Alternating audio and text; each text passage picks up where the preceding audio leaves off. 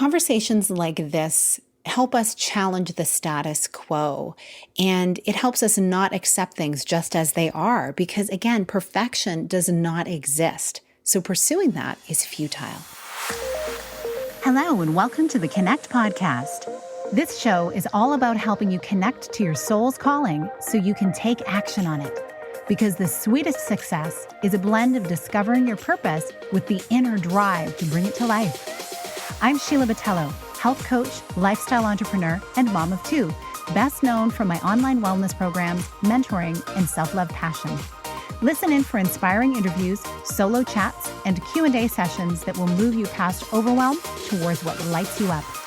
Stop accepting good enough and go for your version of great in your health, business, and relationships. Let's get started. Hi, and welcome to this Q&A episode. You may have heard that I recently opened the Elevating Women Wellness Circle, the online community where you're encouraged to reconnect to your truest desires and to nourish your overall well-being. For today's Q&A, I'm sharing a replay of our first theme conversation that took place in the group about how to move through perfection to the life you want. In Minisode 102, I recently shared 2 questions to ask yourself to let go of perfectionism, and this is a deeper dive into the topic. I shared some examples of what moving through perfection can look like, and let's acknowledge here that the conversation around perfection is one that will be ongoing for many of us, so this won't be the last episode where you hear about it. Talking through and normalizing imperfect action and growth is how we all collectively heal. If today's conversation resonates for you, I invite you to join me inside the Elevating Women Wellness Circle.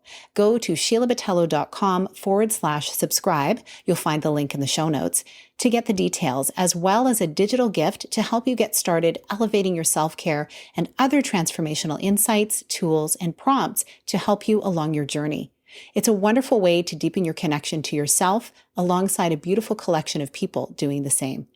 As you listen today, I invite you to consider how perfectionism shows up in your life and some ways you can begin to let go of it. As always, this episode is for educational purposes only and is not intended to diagnose, treat, or cure any health issue you may have. I highly recommend that you consult with your physician before beginning any new health protocol. I appreciate you for listening and for investing this time in yourself. Enjoy the episode. Hello and welcome to today's live. Today is all about a theme conversation related to letting go of perfectionism. This was the Elevating You Insight that I brought to you 2 weeks ago on Wednesday, and you can find that in a previous post. I also will, at the end of this live, I will link the Elevating You Insight video, as well as last week's guided meditation on letting go of perfectionism. And it really is challenging, isn't it, to look at our lives and just let go of a little bit of control on exactly how things look, how things turn out, because we realize the more we dive into this work, there are things out of our hands at times, right? So what we need to do is focus on sitting with how we feel and why we feel the need to make things perfect, because we know that it's not possible. Perfection, I keep saying in this space, perfection is not really a real thing. Even in nature, you don't see perfection. You may see various harmonies and some forms of balance, but we see really, if anything, constant shifts, even as we're growing in new areas of our lives. And so today, this opportunity right now in this live, and also if you're catching this later, I invite you to share with me what's been coming up for you over the last few weeks as we've been having this conversation. Put your comments below and we'll make sure that we can answer those and keep the dialogue going, because I feel like as we have the desire to grow in our lives, to make major moves in the things that we're doing, whether it's in growing our businesses, raising happy, healthy families, or improving our wellness, we're going to need to challenge the status quo. And it involves us having conversations like this and not just accepting things as they are because, again, perfection does not exist. So pursuing that is futile. Instead, pursuing those things that are aligned with what you feel led to be doing, that you feel are connected to who you are and the work you're meant to be doing in this world, those are the things you need to be working on. And as we move forward into those areas, things become clearer and clearer, but it only happens when we make the moves. In my own experience, perfectionism has come up a lot. It still does, and it probably always will, but now I have a strategy of how to handle that. First of all, it's recognizing that it exists. And then it's dialing back and seeing, what am I fearing? Why is it that I need to orchestrate every little detail? Because I've found so much beauty in allowing for things to emerge as I move forward. And often this is how my work has deepened, how new connections have happened. I've learned to trust my intuition that I can make moves and move forward, and new answers will become available to me, new ideas and new people and new work as well. And so this is something I invite you into as well. I would love to hear what's coming up for you. If you're alive, feel free to be posting in the comments below. And I just want to give you an example of how perfectionism can raise its head in our work. I was just on a call recently with someone who has their own business, and they help people so much in transformative ways. And they have this idea for what they wanted to share and what they wanted to market to this group.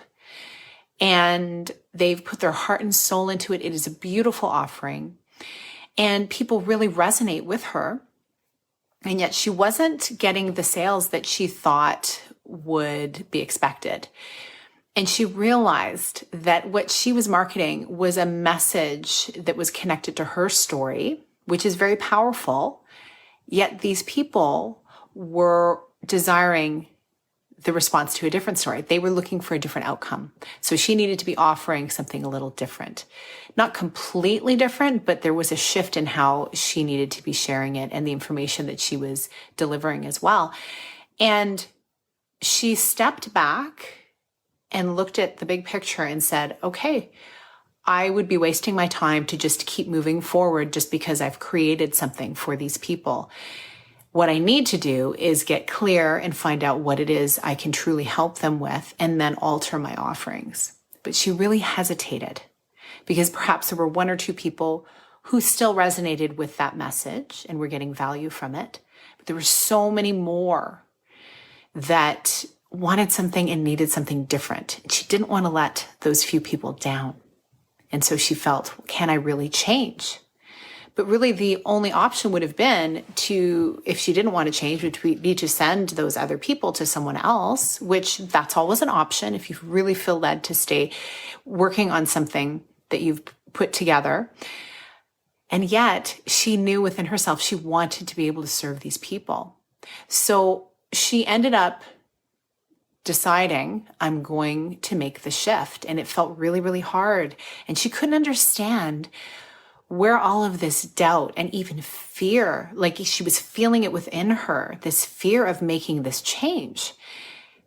And as we got talking, I mentioned to her, a lot of this fear can really be what we've been taught culturally, that change is bad. And because this is kind of a new thing for her, there's going to be snags along the way. It's not going to be maybe as polished at first as it was with the other thing because it was so connected to her personal story. There were going to be things she needed to learn. It wouldn't look perfect. And there it was, right? It's the connection to perfection that can often hold us back, when really, if we follow those nudges and those conversations and those people in our life who are guiding us along to something new, it's okay. We can move forward with faith that we'll figure it out. And frankly, perfection is boring. I've found that. I mean, I've had enough live videos, enough podcast episodes that have had interesting snags in them, tech issues, web pages that have gotten lost, broken links, and programs that have fallen flat as I've gotten started doing online wellness programs. And that's just part of the process. But the beautiful thing about it is, was it perfect? No. And I mean, the path to any kind of success, your business, your career, your relationships, parenting, I'm learning that one a lot, parenting teens, making some mistakes there. It's not perfect, but there's lots of love. So I'm grateful for that. And yet, through all of that imperfection and that mess and that muddiness, there's so many beautiful lessons. And there's the transparency that we're all human. We're just trying to do our best. And that, having that real connection to your humanity in connecting with other people, builds a beautiful amount of trust and knowing who your people are, who they are, who you're meant to be serving, who in your life are you meant to be pouring goodness into. Because we're not going to be for everyone. It's just not possible. And growing up, I think without knowing it, without articulating it until much, much later in life, I realized I really wanted everybody to be my friend. I wanted everybody to feel happy. I wanted everybody's needs to be met. And, that's just not realistic because we all have good days and bad days. And we're not everybody's cup of tea. You're not, I'm not, and that's okay. That is what makes life so beautiful. It's so diverse. So instead, we can focus on shining brightly as the people we're meant to be, hopefully bringing goodness and blessings to each other and the people that we touch in our lives.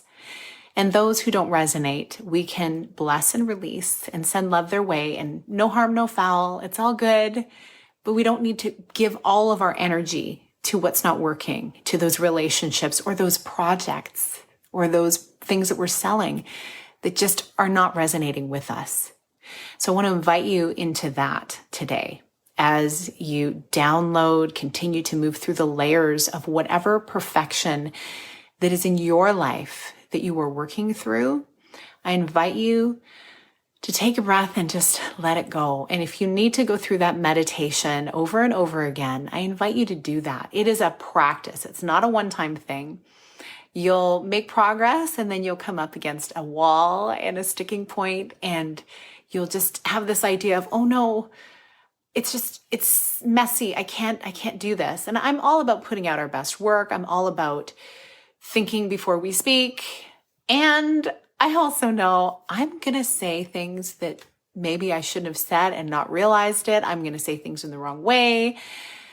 The beautiful thing is, if you're connecting with your intention and your intentions are pure and your intention is to bless and do no harm, people have grace. There are some people who may not feel like they have grace, or you may not feel that they have grace, but many more do have grace on you in those moments. So I just want to say I'm grateful that you're in this group. And if you're viewing this today, if you're viewing it later on in the week, I hope that you can sit with the fact that you're in a space where you can show up imperfectly along with the rest of us. And in doing so, you're going to make progress in your life and your wellness. You're going to make progress in your relationships. And it's going to feel good. Eventually, if it's not feeling great right now, you will find that sweet spot. And it's just going to be a journey, but it's more fun to be on this journey with others than it is to do it alone, because that, I believe, is the biggest sidekick to perfection often is solitude, like trying to do it alone because only I have all the answers and I should be the one doing everything. Yeah, they kind of hang out together, solo life and perfectionism. So we need each other to whatever degree that makes sense to you. At least if you have one other person in your life who is there to cheer you on and you are there to cheer on, that makes life much more enjoyable. So I'm really grateful that you're here today, and I hope you have a wonderful rest of your week. Next week, It's going to be the integration session. I'll be going live just to find out what is it that you're practicing and to share some of the things that I've started to practice as I've been diving in this month alongside of you into letting go of perfectionism. Have a wonderful rest of your day, and I will see you in the comments. Take care. Thank you so much for being here with me on the Connect podcast. If you like this episode, please share it with someone you think would enjoy it. Also, if you head over to iTunes to leave a review, I'd be so grateful. Let us know what your favorite parts were and what you'd like to hear more of. It will help us have a greater impact, elevating many more people to grow and succeed together. See you next time.